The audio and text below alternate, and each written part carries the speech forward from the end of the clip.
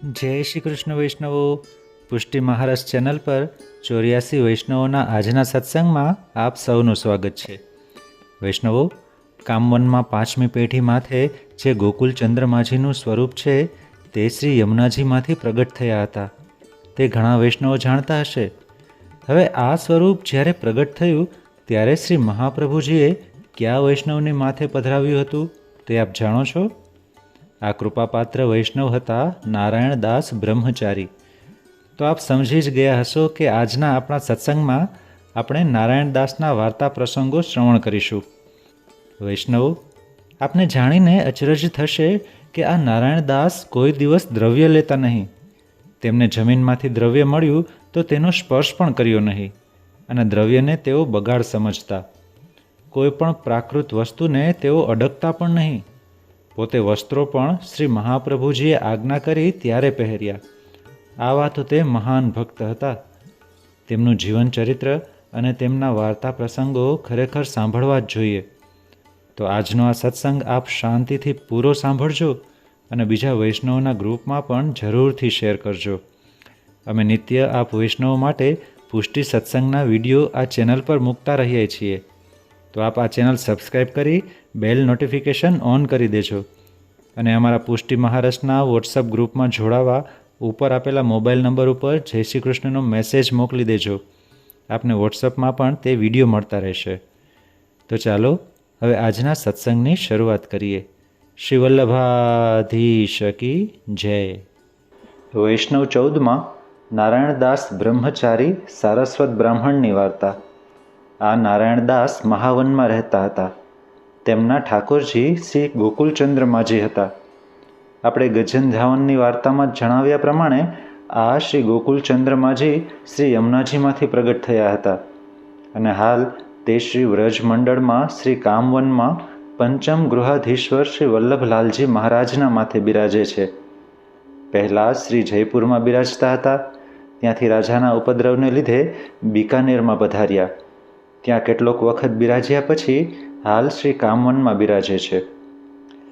નારાયણદાસ તેમની સેવા રૂઢિરીતથી કરતા અને તેમની પાસે જે ગાય હતી તેને ઘાસ ધોઈ લૂછીને ખવડાવતા. તેનું કારણ એ હતું કે શ્રી ઠાકોરજી દૂધ આરોગે છે તેમાં રજ આવે નહીં. આવો શુદ્ધ સ્નેહ હતો. શ્રી મહાપ્રભુજી જ્યારે શ્રી ગોકુળ પધારતા ત્યારે નિત્ય પ્રાતઃકાળ શ્રી ગોકુળ મહાવન શ્રી ગોકુલચંદ્ર માજીની સેવા કરવા પધારતા.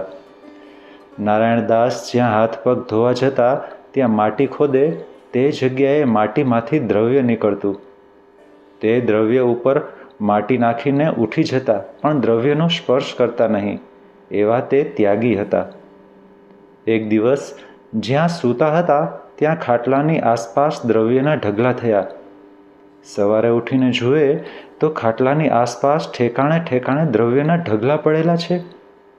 ત્યારે નારાયણદાસે પોતાની ભત્રીજીને બોલાવી કહ્યું, બેટા, વહેલી ઉઠ. ઠેકાણે ઠેકાણે બગાડ થયો છે તેને તું બુહારીથી વાળીને બહાર કાઢી નાખ.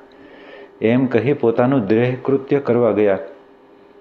ત્યાર પછી તેમની ભત્રીજીએ તે બધું દ્રવ્ય બુહારીથી સાફ કરી બહાર નાખી દીધું અને સઘળી જગ્યાએ લીંપી નાખ્યું.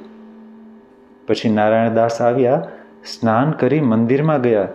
સેવા શૃંગાર કરી શ્રી ઠાકોરજીના સામું જોયું તો શ્રી ગોકુળચંદ્રમાજીએ અતિ પ્રસન્નતાથી સુંદર દર્શન આપ્યા. સુંદર દર્શન કરીને નારાયણદાસે કહ્યું, આ ઘટા ક્યાંથી આવીને ક્યાં વરસશે?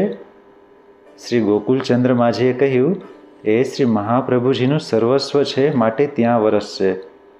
પછી તે શ્રી ઠાકોરજીને રાજભોગ સમર્પીને બહાર આવ્યા અને તેમનું હૃદય ભરાઈ આવ્યું. મનમાં એવો વિચાર આવ્યો કે શ્રી ઠાકોરજી કેવી રીતે આરોગતા હશે. તેમની ભત્રીજીએ કહ્યું, શ્રી ઠાકોરજી શ્રી મહાપ્રભુજીની કાનીથી આરોગે છે અને તમે તેમના પરમ કૃપાપાત્ર સેવક છો, તો તમારું શ્રી ઠાકોરજી કેમ ન અંગીકાર કરે? ત્યારે નારાયણદાસે કહ્યું, બેટા, જો કોઈ વૈષ્ણવ અચાનક આવી મહાપ્રસાદ લે ત્યારે જાણીએ કે શ્રી ઠાકોરજી આરોગ્ય છે. નારાયણદાસને વૈષ્ણવો ઉપર એવો સ્નેહ હતો. વાર્તાનો સાર, દ્રવ્યનો સ્પર્શ કરતા નહીં. એટલું જ નહીં પણ ઘરમાં ઢગલા થઈ પડેલા દ્રવ્યને બગાડ થયો છે એમ સમજી ફેંકી દેવડાવ્યું. એ જ બ્રહ્મચારી અને ત્યાગીના ધર્મો બતાવ્યા છે. પ્રસંગ બીજો. વળી એક દિવસ નારાયણદાસ શ્રી ગોકુલચંદ્ર માજીના શણગાર કરી રસોઈમાં ગયા. ત્યાં શૃંગાર ભોગની ખીર સિદ્ધ કરીને ટાઢી કરવા થાળમાં ભરી એટલામાં એક વૈષ્ણવે આવી વધાઈ કહી કે શ્રી આચાર્યજી મહાપ્રભુજી શ્રી ગોકુળ પધાર્યા છે. એટલું સાંભળતા જ ઊની ખીર ડબરામાં મૂકી શ્રી ઠાકોરજીને ભોગ સમર્પી નારાયણદાસ શ્રી આચાર્યજીના દર્શન કરવા શ્રી ગોકુળ આવ્યા. આવીને શ્રી મહાપ્રભુજીના ચરણારવિંદમાં માથું ધર્યું. શ્રી મહાપ્રભુજીએ શ્રી હસ્તથી ઉઠાવી પૂછ્યું, શ્રી ગોકુલચંદ્ર માજીને શું સમય છે? નારાયણદાસે કહ્યું, આપનું પધારવું સાંભળી શ્રી ઠાકોરજીને રાજભોગ સમર્પી તત્કાળ દર્શન કરવા આવ્યો છું. આ સાંભળીને શ્રી મહાપ્રભુજી આપ તત્કાળ ઉઠીને મહાવન પધાર્યા. પહોંચ્યા કે તરત જ સ્નાન કરી મંદિરમાં જઈ હાથ ધોઈ આચમનની ઝારી લઈ ભોગ સરાવીને ભીતર પધાર્યા. જુએ છે તો શ્રી ઠાકોરજીનો હસ્તકમલ ખીરથી ભરેલો છે અને હાથ ખેંચી રહ્યા છો. ઠાકોરજીએ કહ્યું, મને નારાયણદાસ ઊની ખીર સમર્પી તમારા દર્શન કરવા આવ્યો. તે ખીર હાથને ઊની લાગી એટલે એકદમ હાથ ખેંચી લઈ ખંખેર્યો. તેથી બધે ઠેકાણે ખીરથી છંટાઈ ગયું અને મારો હોઠ પણ દાઝેલો છે. શ્રી ગોકુલચંદ્ર માજીએ હાથ અને હોઠ બંને રાતા થયેલા શ્રી મહાપ્રભુજીને દેખાડ્યા. તે અદ્યાપી સુધી હાથ અને હોઠ રાતાના દર્શન કામવનમાં થાય છે. પછી શ્રી મહાપ્રભુજીએ ખીરને પંખાવતી ઠંડી કરી ભોગ સમર્પી બહાર આવ્યા અને નારાયણદાસને ખીજ્યા કે શ્રી ઠાકોરજીને ઊની ખીર કેમ સમર્પી? તેમણે વિનંતી કરી કહ્યું, મહારાજ, આપનું પધારવું સાંભળી એકદમ ભોગ સમર્પીને દોડ્યો. શ્રી મહાપ્રભુજીએ આજ્ઞા કરી, આજ પછી એવું કામ કોઈ દિવસ કરશો નહીં. પછી શ્રી મહાપ્રભુજીએ ભોગ સરાવ્યો. ત્યારે શ્રી મહાપ્રભુજીએ જ્ઞાતિના વ્યવહારનું કારણ બતાવ્યું. ત્યારે શ્રી ઠાકોરજીએ કહ્યું, મારી આજ્ઞા છે તેથી કંઈ વિચાર કરશો નહીં. તેથી જ ખીરનો અનસખડીમાં ગણાય છે. આ નારાયણદાસની પાસે શ્રી ઠાકોરજીને આવી રીતે સેવા કરાવતા. વાર્તાનો સાર. પોતાના ઘેર જે સ્વરૂપ બિરાજે છે તેના સ્નેહમાં ખામી આવે ત્યાં સુધી શ્રી ઠાકોરજી પ્રસન્ન થતા નથી.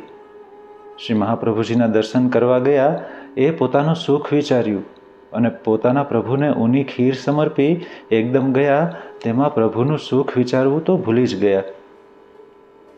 પ્રસંગ ત્રીજો. પછી નારાયણદાસની દેહ થાકી અને બહુ જ અશક્ત થઈ ત્યારે એક દિવસ શ્રી ગોકુલચંદ્ર માજીએ કહ્યું, નારાયણદાસ, કંઈક માગો.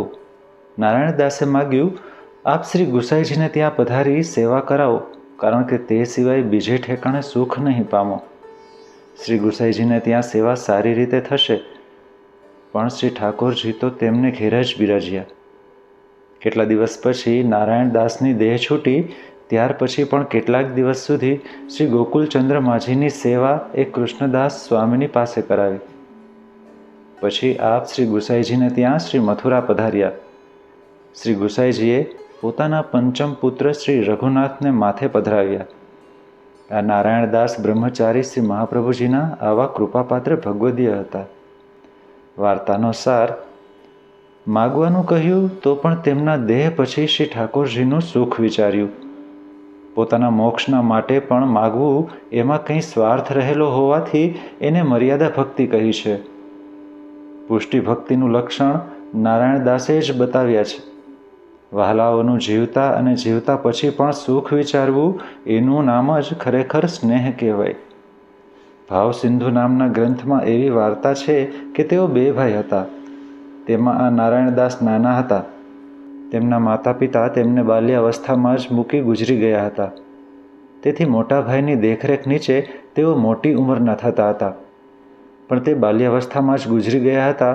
તેથી શરીરે કોઈ પણ વસ્ત્ર પહેરતા નહીં અને શ્રી યમુનાજીના કિનારે જઈ શ્રી યમુનાજીના ધ્યાનમાં મસ્ત બની રહેતા. ખાવાના વખતે મોટાભાઈ તેમનો હાથ ખેંચી લાવી ખવડાવતા ખાધા પછી પણ પાછા શ્રી યમુનાજીના કિનારે જતા રહેતા.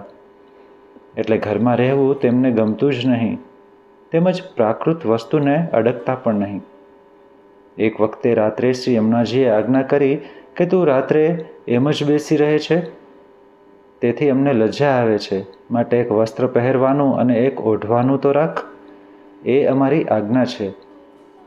નારાયણ દાસે તરત જ ઘેર જઈ મોટા ભાઈ પાસે 2 વસ્ત્ર માગ્યા. તેમણે પ્રસન્ન થઈને આપ્યા અને કહે કે આજે તમે વસ્ત્ર પહેર્યા તે શું? કેટલાક દિવસ પછી શ્રી મહાપ્રભુજી પધાર્યા. સાંભળી તેમણે મોટા ભાઈને કહ્યું, તમારી નજરમાં આવે તો લ્યો. પછી જે કંઈ આપ્યું તે લઈને તેઓ શ્રી ગોકુળ જઈ સાષ્ટાંગ દંડવત કરી બેઠા. શ્રી મહાપ્રભુજીએ આજ્ઞા કરી, નારાયણ આવ્યો? નારાયણદાસે કહ્યું, રાજ, હવે મને શી આજ્ઞા છે? પોતે કહ્યું, ભગવત સેવા કરો. તો કહે, રાજ, બતાવો તેની સેવા કરું. પોતે આજ્ઞા કરી કે થોડા દિવસ શ્રી યમુનાજીની સેવા કરો. પછી ઘેર આવી પોતાના ભાઈ ભત્રીજીને સેવક કરાવ્યા. તે સિવાય બીજા પણ મહાવનના ઘણા જીવો તેમના દ્વારા શરણે આવ્યા છે. ઘણે ભાગે આખું મહાવનને શરણે આવ્યું. તેમના મોટા ભાઈએ કહ્યું કે મારે પ્રજા નથી, માટે તમે બીજા વિવાહ કરો ને ઘર સંભાળો. તેમણે કહ્યું કે મેં તો શ્રી ગોકુળ વિવાહ કર્યો છે. વિવાહ તો એક જ વખત થાય છે, ફરી ફરી થતો નથી. અલૌકિક કલ્પવૃક્ષ છોડીને શું થોરનું સેવન કરવું? પછી મહાપ્રભુજી શ્રી ગોકુળ પધાર્યા. ત્યારે નારાયણદાસ શ્રી ગોકુળ આવ્યા. સાષ્ટાંગ દંડવત કરી ભેટ ધરી વિનંતી કરી કે આપ આજ્ઞા કરો તેમ કરું. તેથી પોતે શ્રી ગોકુળચંદ્ર માજીની સેવા પધરાવી આપી અને સેવા કરવાની આજ્ઞા કરી. આ સિવાય ભાવ સિંધુમાં આ વાર્તામાં આપેલી હકીકત ઉપરાંત ઘણા વિસ્તારથી વાર્તા લખી છે. અત્રે સ્થળ સંકોચના લીધે આપી શક્યા નથી.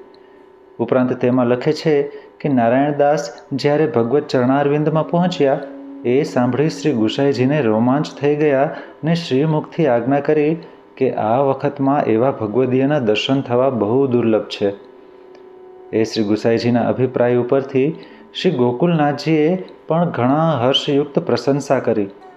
પોતાના શ્રીમુખથી કહે છે, નારાયણદાસ સરખા ભક્ત કે જેમણે અંત વખતે પણ શ્રી ઠાકોરજીના સુખ સિવાય બીજું કંઈ માગ્યું નથી, એવા તે વિરલા ભક્ત હતા.